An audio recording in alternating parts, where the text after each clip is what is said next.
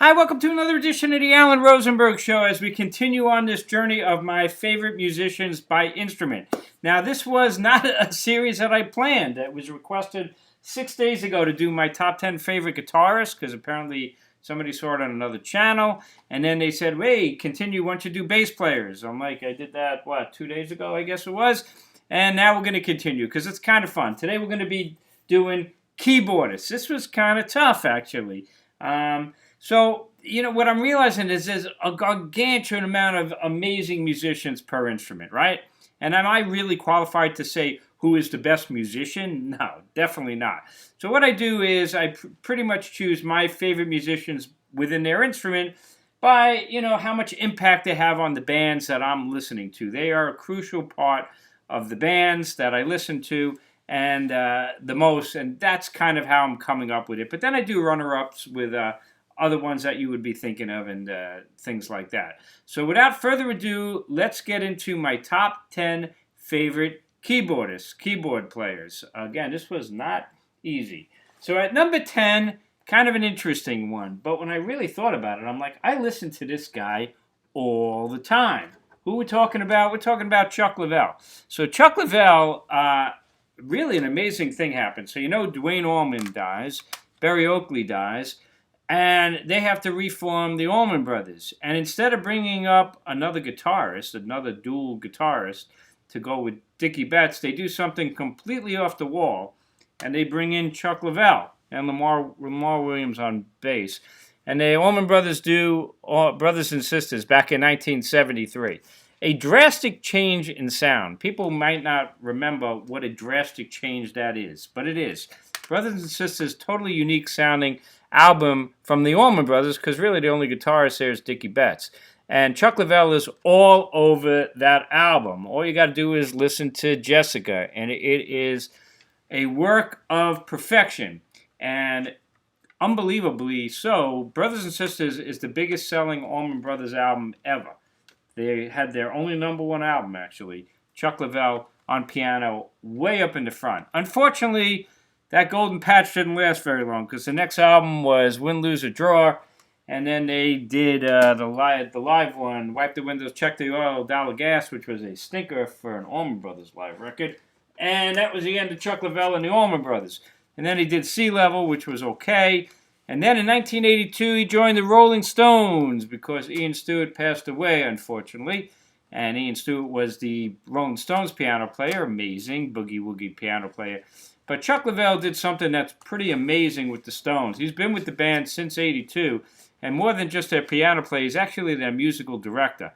And he's a really important part of the latter-day Stones. And if you want to hear how important he is in the Stones sound, all you got to do is listen to any live release they've released since 1982. Chuck Leavell is all over the latter-day Rolling Stones live. And he's a really big part of the band. Really putting together the set list with Mick Jagger and rehearsing them, and he knows every song that they've played on every tour. And Chuck Leavell is really a pretty crucial part of the band all of these years. So we are going to go with Chuck Leavell at number 10 for his work, sterling work with the Allman Brothers for a brief period of time, and the Rolling Stones. Number 9, a little bit different, and I'm going to thank my sister for this one, because my sister was here at my house today. In fact, she left about 45 minutes ago. So that's right. In 45 minutes, I have put this video together, and she was asking me, which ones I'm going to choose, and I was mentioning some off the top of my head, which is what I normally do, and she mentioned the one that I'm going to choose now, because she's like, how could you forget Billy Payne of Little Feat? I love Little Feat, and she is totally right. Bill Payne is an amazing piano player with Little Feat and a session player. He's played with Linda Ronstadt and Bonnie Raitt and countless others. And I love Little Feat. Got all of their albums. And he is all over all of these albums. And he's even wrote some of their most famous songs, or a couple of them anyway. Oh, Atlanta. That's him. Time Loves a Hero. The title track, great track, is him. All That You Dream. The great Little Feat with the original band, and then he continued it on You really want to hear how great he is, check out, Waiting for Columbus, one of the greatest live albums ever made by anybody. I've talked about that live album. But then they came back and they continued, and they did like Let It Roll and Ain't Had Enough Fun. I have pretty much every Little Feat album. Representing the Mambo. These latter-day Little Feat albums really get no respect. And it's really not fair because they're really good. In fact, they did a whole period with Shawn Murphy, a female singer, and that stuff was really good. So Little Feat, one of the great bands, and Bill Payne, the piano player, nice choice for number 9. Number 8, well, if you're going to talk about legendary keyboard players, you got to include Ray Manzarek, because The Doors, such a unique band. There's all their albums in this beautiful box. They've had other box sets, of course, since, but Ray Manzarek, I mean, he's so crucial to the sound of The Doors, whether it's Light My Fire or you name it, it's there. The Doors and Ray Manzarek have to be mentioned as far as all-time greatest keyboard players in the history of rock. Ray Manzarek of The Doors at number 8. Number 7, a lot of people would put him at number 1, and a lot of people would say he might be technically the best of them, and I'm not qualified to agree or disagree, and I'm definitely a fan. And we're talking about Keith Emerson of Emerson, Lake, and Palmer. And, of course, Keith Emerson was in the Nice. I have all the Nice albums, too. I should have mentioned some of those. But there's Tarkus. Here's Pictures at an Exhibition. I mean, he's an extraordinary keyboard player for sure. And really fun to watch. Remember in those early days. And he did it with the Nice, where stabs the knife in the keyboard to hold the note, jumps over the keyboard. It's quite the showman he was. And very sad ending. But Emerson, Lake, and Palmer, I'm definitely a fan. When it comes to the biggest of the biggest of the progressive bands, ELP is way up there, and I think they should be in the Hall of Fame as well. I don't listen to them at the same level as listen to Genesis and Pink Floyd and Yes, but they're more of a difficult listen for sure. But Emerson, Lake, and Palmer, and Keith Emerson, absolutely amongst my top 10. He's at number 7. Number 6, I think he recently passed away, and he was the last surviving member of the band. A band so great that they just named themselves the band, and they deserve it. And I have all the band albums, and if you really want a beautiful set, and I've showed this before, this is called A Musical History. The band, this is 5 CDs and a DVD, and in its time, it's even got like the thing, whatever you call that, for fancy box sets. When it came to box sets, they don't get any classier than this. But really, bands don't get much classier than the band. And Garth Hudson, what a musician he is. He's a keyboardist. He'd play, all the guys in the band were amazing talents, and they would play different instruments. And he would play organ, and he would play accordion, and he would add so much, such a crucial sound to the band. My favorite band album is, and I've said this before, is The Last Waltz, and it's one of my favorite live albums. This is a great box set. I don't know if these things are still available, but the box set of The Last Waltz with a whole slew of extra tracks. Of course, you get right there the Genetic Method that goes into Chest Fever. That's Garth Hudson's famous solo. But he's all over the place. Remember, just listen to like Up on Cripple Creek. What is he playing? It's like a wah-wah. It's a clavinet. Sounds like a Jew's harp. I mean, it's off the wall, and he's such a talent. And unfortunately, he was the last surviving member, no longer of the band. Garth Hudson at number 6. Number 5, Why Am I Wearing Renaissance? They've been popping up. They were on the Best Bass Players with John Camp. Well, now we're going to be talking about their piano player, keyboard player, John Tout. And John Tout is my number 5 because Renaissance, in their prime, are one of the greatest progressive rock bands. Unique. Nobody sounds like them. I still listen to these albums all the time, and they didn't have an electric guitar player. So you heard John Camp way out front on bass, which we talked about, and John Tout on piano. And it's like classical rock, and it's melodic, and it's difficult, and technically amazing music. And, Prologue, And then Ashes Are Burning and Turn of the Cards, maybe their best album, studio record. Scheherazade, another one. The title track alone is beyond human belief how that was created. It's so perfect. Live at Carnegie Hall, one of the greatest live albums of all time. Even Novella, and even Song for All Seasons, the title track especially, is a miracle, amazing piece of work. So yeah, Renaissance and John Tout definitely at number 5 for favorite keyboardists. That's how great John Tout was. Passed away, unfortunately. We're of that age. But that's Renaissance, John Tout, number 5. Number 4, well, how could you not include Elton John? Yeah, you have to. For one thing, he's an amazing piano player. And he's the leader of Elton John, whether it was the Elton John band, the classic band from the early and mid-'70s, his piano was at the forefront. So obviously, great musician, great songwriter musically. Bernie Taupin would be writing the lyrics, but Elton's doing all the melodies and the piano work. And whether it's the debut album, or Madman Across the Water, or Hunky Chateau, or Don't Shoot Me, which was the first Elton John album I ever bought when it first came out. Goodbye Yellow Brick Road, my favorite Elton John album for sure. Let's stick that baby up there. Lots of versions of that one. Caribou, Captain Fantastic. I mean, look at these albums, right? And even his he got into a Purple Patch, right? That's a compliment. He was in a Purple Patch, and he put out like Songs from the West Coast. That was a really good one. So is this one, Peachtree Road. He came back strong for these albums. The Captain and the Kid, which was kind of like a sequel, The Captain Fantastic. But fantastic. Those 3 albums I just showed you were great latter-day Elton John albums.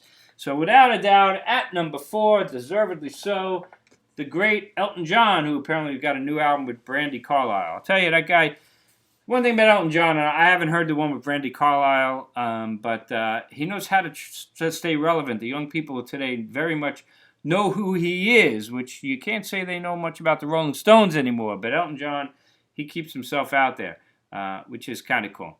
So number 3, who is next? This one's going to be unusual, but I promise you, I'm not just trying to be cool and different. This is legit. The top 3 are truly my top 3. Number 3 is going to be Mike Garson. You're like, who the hell is Mike Garson? Mike Garson is the longest standing musician band member with David Bowie. Kind of not so famous. He's the piano player for David Bowie. And he started with Bowie in 1972 on the Ziggy Stardust tour, but really came out in 73 on the Aladdin Sane. He's all over Aladdin Sane. Listen to that album. And nobody in the world plays and sounds like Mike Garson. He's kind of like avant-garde-ish. He's doing stuff that doesn't seem to merge and mix, but yet becomes a huge highlight of the songs. And whatever Bowie songs you're thinking about, that piano is Mike Garson. It's so off the wall, but it's crucial. Starting from Aladdin Sane. And, I really heard him first on Diamond Dogs. Thank you, my sister. She had this album, and I fell in love with it. And then I picked up David Live when it came out. And Garson's piano is all over this stuff. I mean, it's like the lead instrument. Of course, people talk about Mick Ronson and Earl Slick and all these other amazing musicians that played with Bowie a long time, but nobody's played longer than him than Mike Garson. And even on like a latter-day Bowie album, Hours, this is a good, strong latter-day Bowie album. Garson's all over that. And then they did like a BBC radio box, and this is from 2000. I actually listened to this the other day, just coincidentally. And I'm listening to it, and it's like listening to Mike Garson back in 72. He's all over it, and nobody sounds like this guy. It's extraordinary. Nobody sounds like Mike Garson. And he's amazing. He's absolutely amazing. And he's played with other people. He doesn't just limit himself to Bowie. But, he's a tremendous talent. And when I listen to Bowie, I just hear him. He's everywhere, and I love it. He takes Bowie to another level. Number 3, Mike Garson from David Bowie. Number 2, these two were runaways, and Garson I knew was 3 as well. Tony Banks from Genesis. I've mentioned this story so many times. I'm an original fan of Genesis. I got Foxtrot and Nursery Crime really when it pretty much came out, and they were pretty much unknown here in the United States. And Tony Banks, if you don't know, and you probably do, is the keyboard player of Genesis. And he is a crucially important part of Genesis, whether it's the Mellotron opening of Watcher of the Skies that literally shakes my house in stereo when I crank that puppy up, and nothing sounds like it, or the beginning of Firth of Fifth on Selling England by the Pound. And after, Peter Gabriel left, he's such an important writer of the classic Genesis period, whether it's Wind and Wuthering and A Trick of the Tail. And when Steve Hackett left, and then there were three, is all Tony Banks. Man, this is like the most keyboard-heavy album. It's not as good as the other ones, but it's still mighty great. And, you really want to hear him live, check out Genesis Live and the all-time great Seconds Out album. Funny story, do you know, so Firth of Fifth, one of the most famous Genesis songs, and also because Steve Hackett's guitar solo is one of the greatest guitar solos of all time in Firth of Fifth. But have you thought about it that Tony Banks never plays the piano introduction of Firth of Fifth? When they play that live, it comes right into that heavy part of the song. The path is clear, go boom. But on the original version on Selling England by the Pound, there's a piano intro. Have you realized why doesn't Tony Banks play the piano intro? Never has. Well, the reason why is he did do it once. In a show live in 1973, he was doing the piano intro to Firth of Fifth, and he got completely lost. So lost, he had to stop, and then the band, Phil Collins, saw what was going on. He counted in 1, 2, 3, 4, and the band came in with the crashing intro. And since 1973, because of that one time where he lost his way, they've never done it again. So there's your famous Tony Banks story right there. He's number 2. So who's my number 1 favorite keyboard player of all time? It's a runaway, and that is the great Rick Wakeman. I'm a huge Rick Wakeman fan, and when he joined the band, and they did Fragile, and they did Close to the Edge, and they did Yes songs. Yes went to another level, and even Going for the One, which I equate with those. I think that album's just as good as those classic Yes albums that you may not be thinking about. Rick Wakeman and Yes took them to another level, and they were really amongst the best of the best of the best progressive bands and best of the best of the best rock bands at that time. Now, his solo albums are nothing to sneeze at. I am a huge fan of a lot of his solo records, and certainly the first 3, The 6 Wives of Henry VIII. I love that instrumental album. Here's a live version he did at the Hampton Court Palace. Amazing. And then I love, you talk about a renegade, man. He puts his own money up and he does these insane shows like Journey to the Center of the Earth. And then he also did King Arthur on Ice, where he almost lost everything, and people made fun of it, and I thought it was fantastic. This is my favorite Rick Wakeman solo record, by far.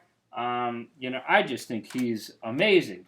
And the only thing with him is he's too prolific. I mean, he can battle Frank Zappa for who has the most albums in the world. Rick Wakeman must have 100 albums. I'm not saying they're all great, but he's just an amazing keyboardist. So there you have it. My top 10. Rick Wakeman. Rick Wakeman, number 1. Tony Banks of Genesis at number 2. Mike Garson, David Bowie, number 3. Number 4, Elton John. Number 5, John Tout of Renaissance. Number 6, Garth Hudson of the band. Number 7, Keith Emerson of the Nice and Emerson, Lake and Palmer. Number 8, Ray Manzarek of the Doors. Number 9, Bill Payne of Little Feat. Thank you, my sister, for reminding me of that. And number 10, Chuck Leavell from the Allman Brothers and the Rolling Stones since 1982. And could remember Ian Stewart as well. So those are my top 10. Now, Who else are some other ones that you might want to think about? Right outside the top 10 for me, you're going to be talking about Nicky Hopkins. Now, I stay away from session guys. Mike Garson really is part of the David Bowie band. He's been with Bowie, as I said, since 1972. So he's really not really a session guy, even though he is a session guy. But Nicky Hopkins was an amazing session guy, and whether the Rolling Stones, he started with like on We Love You, She's a Rainbow is Nicky Hopkins, Monkey Man, but he played on Exile on Main Street, played the 1972 Stones tour, played Angie, is some of the most beautiful piano work ever by anybody, the It's Only Rock and Roll album, Fool to Cry, Waiting on a Friend, that's all Nicky Hopkins. He played with The Who, What About the Song Is Over, and other parts of Who's Next and the Who by Numbers. How about he was in the Jeff Beck Band? How about with the Kinks? He played on Village Green Preservation Society and some of those other earlier Kinks albums. He is all over the place, and I read his book, had a solo record, Tin Man Was a Dreamer. Nicky Hopkins, legendary piano player, and just outside of my top 10. Who else would be there? Greg Allman. I love the Allman Brothers, and when Greg hits that Hammond, you just go to heaven. That's a good one. Richard Wright from Pink Floyd. I don't know if he's perfect for what he needed to do with Pink Floyd back at that time. You know, he was certainly musically a crucial part of Dark Side of the Moon, Wish You Were Here. Of course, he got fired by Roger Waters, but Roger Waters didn't appreciate him or pretty much anybody else in the band. But Richard Wright was certainly perfect at Dark Side and Wish You Were Here, and came back and did a great job on Division Bell. What else? John Evan from Jethro Tull, the legendary Jethro Tull band from that mid-70s with Dee Palmer, David Palmer also, but John Evans is a great piano player, fun guy to watch on stage. Billy Joel, Long Island guy. If you're going to have Elton John, you probably could put Billy Joel in there. John Lord from Deep Purple. You talk about rocking. Does Hammond organ get any heavier than John Lord? Probably not. That's a great one. Billy Preston. If you could play with both the Beatles and the Rolling Stones, you got to be something special, and his solo stuff is nothing to sneeze about. I like him a lot. And two other band members that are crucially important to a certain extent. Roy Bittan from the Bruce Springsteen's E Street Band, an amazing piano player and adds so much to the E Street Band. And Ben Montench from the Tom Petty and the Heartbreakers, from the Heartbreakers. To me, the E Street Band and the Heartbreakers, two of the best musical bands in history of American music. And Ben Montench, Roy Bittan, both crucial parts. And then there's a whole jazz side. You know, you could talk about Herbie Hancock and Chick Corea. There's so many great players. But I hope you enjoyed my list. Let me know what your list is.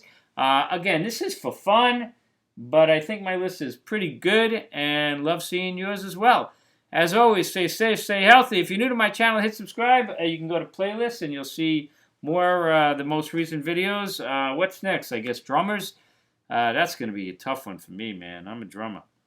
That's going to be really tough. And should we do frontmen, singers? That's a tough one, too. Let me know what you think. This is your series. You guys have been pushing it on me, and I'm enjoying it. So let me know what's left, I guess, drummers and the lead singers. Alrighty.